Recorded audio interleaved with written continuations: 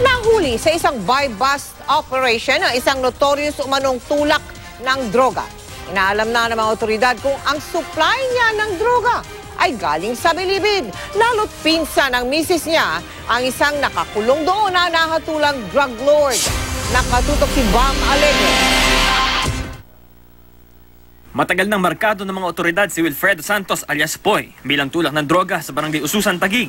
Kagabi, nadakip na siya sa bypass operation ng Southern Police District. 6,000 piso ang halaga ng maliit na paketeng ito ng hinihinalang shabu. Pero na-recover din sa kanya ang mas malalaking mga sachet ng hinihinalang droga na may street value na mahigit 300,000 piso. Ilang deposit slip ng malalaking mga halaga sa mga nagdaang taon ang nakuha rin sa kanya. Tikuman ng bibig, hindi na itinanggi ni Santos na kanya mga kontrabando. Pero ang inaalam ng mga pulis kung galing bang bilibid ang binibenta niyang droga.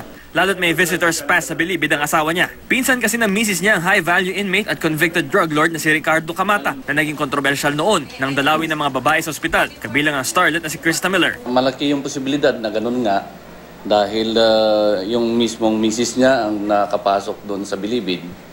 At related siya sa kay Richard Camata na naging sikat dahil binisita ito ng isang artista year 2014. Marami siyang visiting slip, talagang andon yung connection.